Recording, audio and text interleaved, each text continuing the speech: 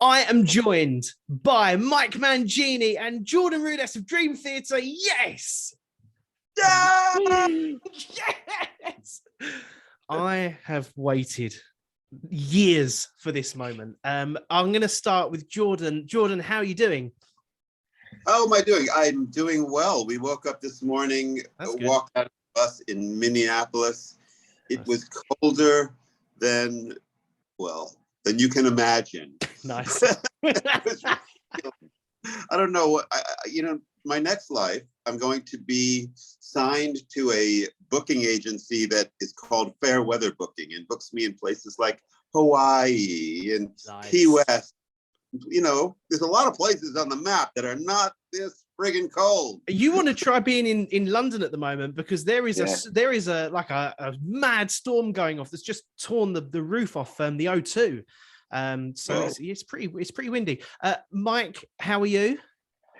I am well. I mean, I have some coffee as if I'm not talkative enough and can't be quiet, so this won't help that. But anyway, I'm well. It's quite a thing to not play in front of people for such a long time, and then do it because it cannot be simulated. Our bodies, know what they know. Thank God that we have the history that we have with everything, not just from the amount of touring that we do, the amount of consecutive shows, but the understanding of what we need to do for ourselves to help each other out and help ourselves out so we can really bring it up to a level quickly, because the body, having not done this for 2 years, it needs a little.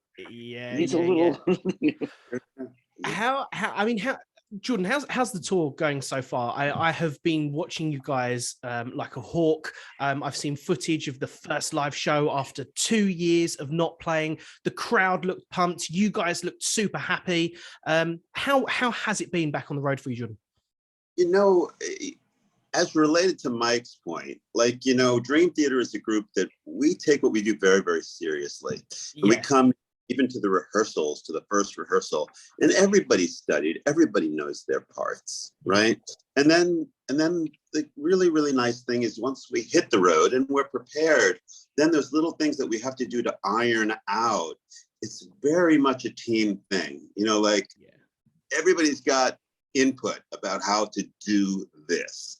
I mean, Mike and I were talking about his world famous drummer audition the other day where he came in and he played it perfectly. I mean, preparation is something that we do. So when it comes to kind of gearing up for a tour, getting in the mode, putting on a really good show, we help each other. We start off at a really, pretty strong level, and then we can just have conversations, and it comes together really quickly. So the shows have been really great. We're doing this. We're in it. The audiences are happy. We're happy playing our music, and it's awesome.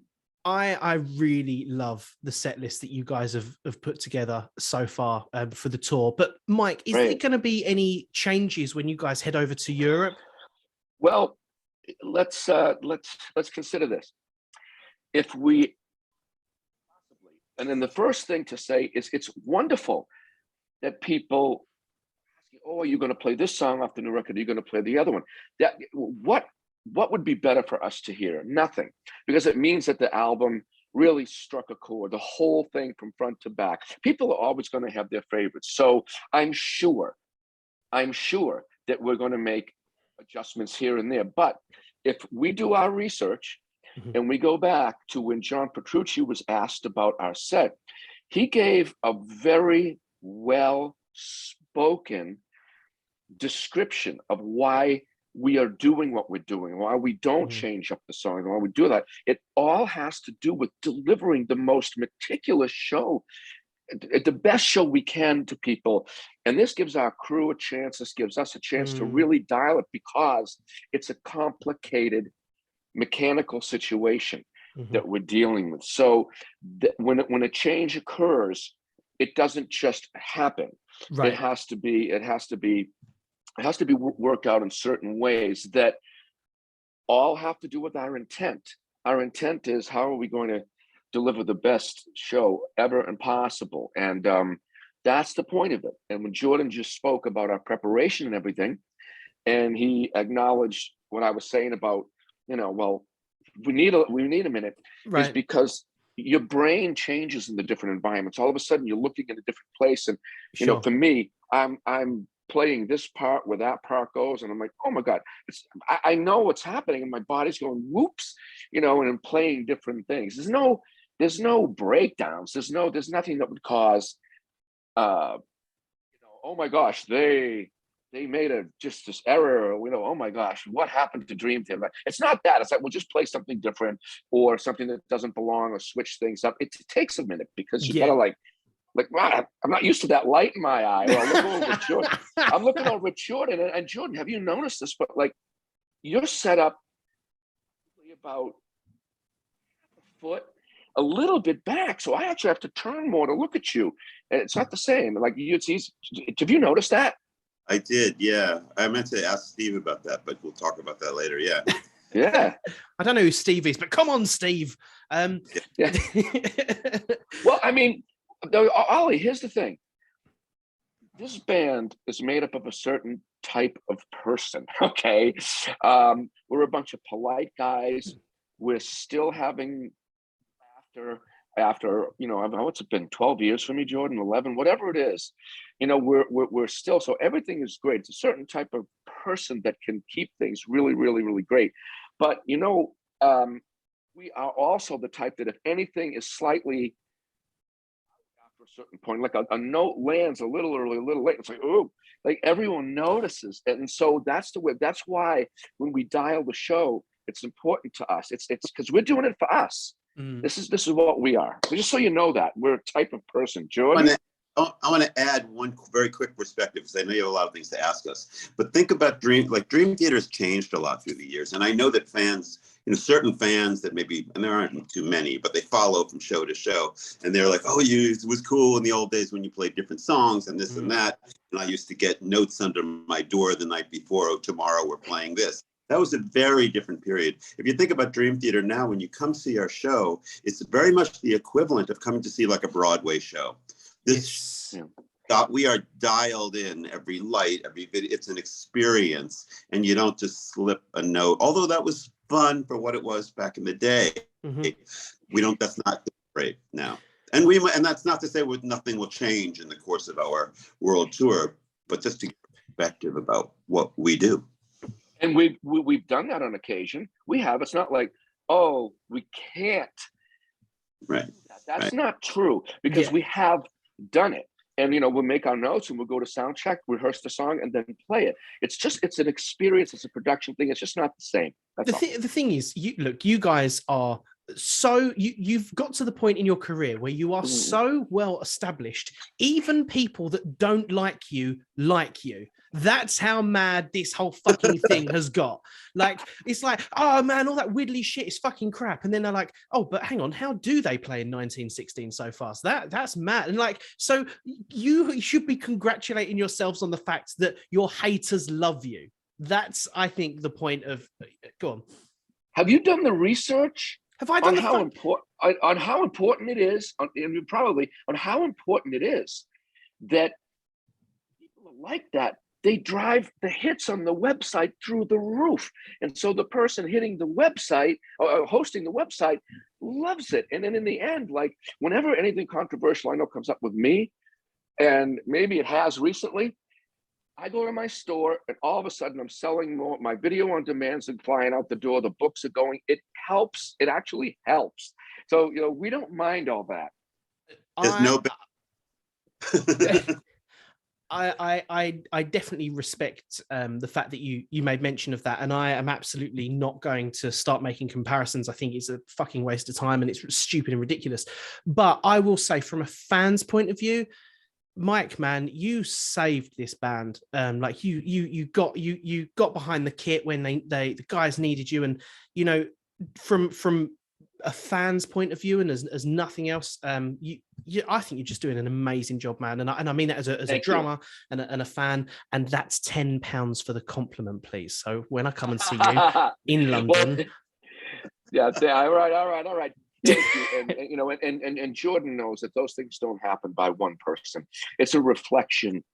It has to be a reflection of everything around me as a drummer. And he knows that from the day from day one because my eyes were watching, and my eyes have not stopped watching. Which, if I was just making that up, I would have made that comment earlier that I noticed he was a little bit, and it takes me a little work to see him. And I'm like, no, I need to just look over and see his face right there and his smile. So anyway, you probably have a lot of questions, but no. Do you know what?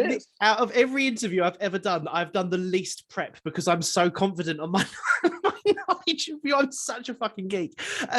Jordan, I want to ask you, what song in this set list seems to be the biggest crowd pleaser? I'm talking about people getting up from their seats, getting their phones out, and just totally being in awe. Is it A View from the Top of the World? Is it Endless Sacrifice when you guys come out? You know, what is it? It's actually, you know, there's all these different kind of energy moments in the night. One I'll point out that I've been having a lot of fun with, and we're all kind of having a lot of fun with, is in the middle of Endless Sacrifice, or towards the end, I grab my guitar that looks like a deadly weapon, you know, and I come and I get to, you know, take a break from being behind the keyboard, and I come out and I interact with the guys. I go say hello to Mike. I hang out with James, with John Young, with John. It's enough time that I can kind of walk around and do that. But one of the fun things about it, it's kind of a time when everybody grabs their phone and they're all like, oh my God, they're all together. I'll take a picture. Yeah. Place where we kind of like activate them. And it's not even, you know, necessarily because the music is the best, you know, of the night.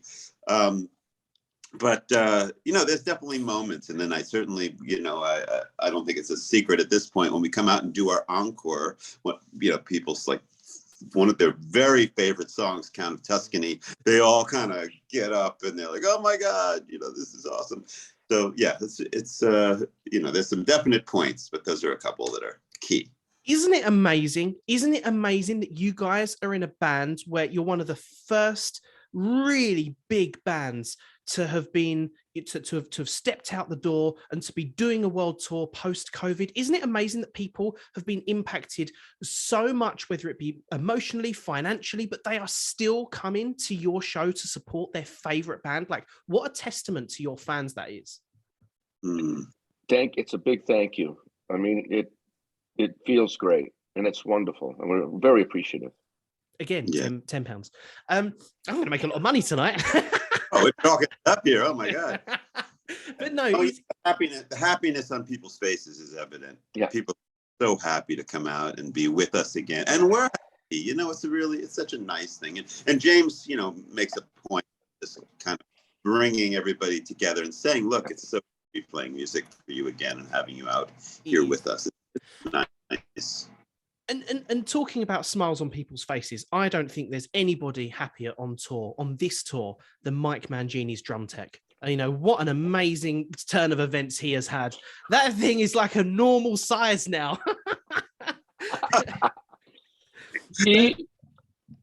Go on. Honestly, go on. During the show, 2 shows ago, while the show's going on and I wasn't playing for a moment, you know, I get off the drums and I go visit. He and I discussed that he should have one of those things that an auto mechanic lays on to go under, it can lay on that little dolly, and so they can go into the car. Well, like, and we're just sitting there discussing the kind of dolly that might work, because he's sitting there like this all night long. He's got a cymbal bag, and another thing is a pillow, and he's just, you know, just to stay out of the way. But yeah, he is happy, and something different to do. It's just amazing how interesting it is when any of us make a change that it becomes a thing, and that's cool. That's cool that people are into these things. I want to say something. You know, yeah, the last tour you were doing your amazing gymnastics thing, you know, do that. But the reality is, you look over. To me, I'm not a drummer, so I'm not super conscious of these things. It's still a big set. I mean, you still got a lot of drums. Yeah. It's not like you're playing some old-fashioned rock kit, right? I mean, it's substantial. Yeah, well, so Jordan, what do you think? That you play a Fender Rhodes next time, and I use a cajon with a foot tambourine or something? We should do that. I'm up with that. I would love to see that. I'd love to see that. But yeah, I mean, you know, I'm gonna sound like I'm gonna sound a bit odd when I say this, but size doesn't matter, although apparently it does sometimes. But Fuck me sideways. Fucking hell. Okay. So, Moving right along.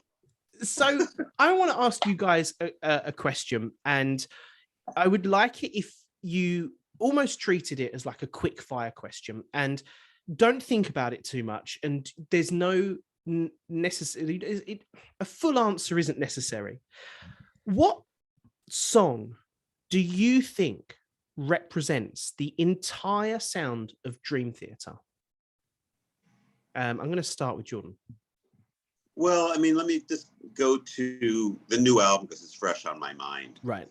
Alien is a great kind of representation in my mind of Dream Theater because it has everything. It has the odd meters. It has the unison parts between me and John. It has crazy polyrhythms. It has a really good look. It just kind of, I was so glad that we kind of put that out first. And of course it's up for a Grammy, which is really exciting. That's mad. But I think that one, there's many, of course, but that's a great one. That is good. That. If you want to show somebody, this is Dream Theater, I mean, play them that song and they'll get a good feeling for what it is. I think that's a very fair assumption. What about you, Mike? Answering the Call and Pale Blue Dot. Oh, I can't decide. Do you know what I was listening to Jordan? I'm sorry, I'm really going to geek off about drums for 2 seconds. I was listening to answer. Short answer. Pale. My favorite part of your playing, actually, Mike, is part of it is in Pale Blue Dot, and it's not necessarily the complexities of what you're doing, but towards the end of the drum solo when you're really going against the beat on the floor tom, when it goes ga ga ga ga ga ga ga. I'm like, how the fucking fuck did he do that? Because that is it's an 11 against 7. I just practiced. This is why I teach. I can teach you sometime. We'll Zoom and I'll show you how to do it. You're on. I'm gonna hold you to that. I'm gonna hold you to that. All right. So you're coming over to Europe really soon. We are so excited to have you here. Can you tell me, Jordan, what has been, since being in the band, what has been the biggest Spinal Tap moment of your career in Dream Theater? Oh, the biggest Spinal Tap moment. Well, we were just talking about this the other day. So we're in Mexico City, and I'll try to keep this short, but we're in Mexico City and I'm backstage and all of a sudden everything is shaking, the ground is shaking. I'm going, oh my, holy shit, there's an earthquake. So the first thing I do is I get up and I walk over to Mike's room, who's right next door practicing, and he's doing his thing on his pad. He kind of looks back at me. I go, Mike, did you feel that? He says, no, feel what? But he's going like this, so he doesn't feeling anything shaking. His whole life is shaking. I think there's an earthquake. Anyway, so my nerves are rattled anyway. So, but the show goes on, and we go to the stage, and about 20 minutes into the show, I do this thing. I go to do my little show-off thing where I turn my keyboard, and it's all at an angle to the audience, and I'm playing my lead and doing it, and things are starting to get a little better for me, after the earthquake. And then I go to hit the back button on the thing to make it go back to flat. Oh, okay. And it does not work. And there's nothing I played the entire, 3-hour show in this position. And when I walked off stage, of course, I'm walking like this in my tech. Slowly bring me back to position. Oh my God. The most ridiculous. Yeah, that was ridiculous. That's an incredible answer. And unfortunately, if that was ever going to happen to one band, it would have to happen to you, because I don't know anybody else that does this with their keyboard. What about you, Mike? All right. First, when that happened to Jordan, if you're him and I'm me, he was getting this from me during the night. I'm just watching him deal with this, which leads me to, and he did, leads me to, I don't remember the exact moment, but it was the first time that the shower in the venue was just like freezing cold after show. And it was early on, just some of the places that we play. And it was a Spinal Tap moment only because you expect, everything's just going to be perfect. It's like, no, you know what? There's going to be a lot you're going to have to deal with and suck up and just get it done and not aggravate everybody around you all the time. Like, which is why my family's glad I'm on tour, so that I'm not still living in my house and I'm home all the time aggravating everybody. So it's the same thing. It's like that moment, wherever it was. I mean, I remember the idea of it. I'm like, oh my gosh, this can't be happening right now. No, because it's so important to me. After a show, I'm covered with drum funk. You know, it's like you're sitting on a plastic stool. I mean, check, please. So the shower's important. I'm like, all right, it's not going to be, there's going to be some things. That was the Spinal Tap moment. Wow. Was the cold shower going, come on, That is, both of those are amazing. And I really, really hope that there are some hilarious moments left on the rest of this tour for you guys, because if it happens, I just want to hear about it. Yeah. Mike, you were a fan of the band before you joined, and I suppose you, out of every single fan in the world, has had a really unique experience in that you joined having known the band, having liked the band's music. How has the last 11, 12 years been for you since joining the band? I mean, you're so like fun to watch live. You always look like you're having fun. Thanks. It's been fun. That's a sign. And when you see that, I can't use words, because people, and we can talk and use the wrong words all the time. I do it all the time, especially in interviews and things. Oh, I should have said this. I meant that. I should have. I used that word, but it happens to everybody. But signs told the truth. So you see that it's a sign that I am having fun, and that's the thing, because it stems from, okay, I'm able to, of course, look at my instrument and express myself a certain way. Jordan knows us joining a band when we play songs that we were not the authors of. Well, it's becomes a cover tune kind of a thing, and you have to balance how much you keep it the same or not. But the other thing is that still to this day, you're going to have any one of us get off the bus and ask the other one if they need help with their bag, and that's the kind of thing that's not normal. So that's what you see when you see in my face. If people hold things against each other, you don't see those faces on stage. You just don't. So you gotta know it's personal, it's rewarding, and it's fun because of all these things, because of the people and the music together. That's amazing. We are in a time where not only our huge epic bands like yourself, you've had to take a break because of COVID, but also the emerging scene is really on its knees at the moment, and it needs help. And one thing, Jordan, that I wanted to ask you that I totally forgot the last time we spoke was, what would your advice be to a band that felt in limbo? They weren't able to maybe get as many gigs as they were. Don't say practice your instrument, because you guys practice your instrument more than any fucking band ever. But jokes aside, what would your advice be to a band that really just kind of wanted to follow in your footsteps? Well, first of all, I mean, there's no escaping the fact that it's been a very difficult time, because, there are not that many gigs, and certainly in these times, it's like been impossible to find gigs. So a lot, unfortunately, it's sad, but a lot of things have fallen apart. I mean, we're very lucky in Dream Theater, because Dream Theater, if you imagine like, a really solid like brick house or something, it's hard to shake our foundation, although COVID, affected it. Luckily it hasn't. But anyway, so not to ignore the fact that it's really, really hard. But I mean, people do music because they're passionate about it. Music is something that pretty much everybody loves. Yeah. And these, the young bands, they're doing it because they love music. So there's plenty of ways to, use technology and use their creativity to stay active and do stuff. Like one of the things I did when we were home and we couldn't tour was I did all these collaborations with interesting people that I had never worked with before. And it was really fun. And I felt, it wasn't bringing in money, but it was just this wonderful creative thing to do. It was an outlet. There's always ways to be creative. You have to be open to it. Mike and I did the same thing. We invested in cameras and lights and all this stuff. And all of a sudden, to put on like television shows. I mean, it was what we did. It was, kind of a way to use our creativity and our brains to have a great time and to bring in more, resources. And so, it's that kind of thinking to be able to survive this period of time. Yeah. No, I it's like a child. Just got the hand up. do it with the band. I'll just sit there and raise my hand and sort of interrupt someone. Go on. Additionally, I take a pencil and a piece of paper and I write down the environment because that gives me the reality of what I'm dealing with. So I wrote down, all right, I'm in a house, and I'm not kidding. Here I am. I can't work. I can't go here. People are interested. It's about resources and finances.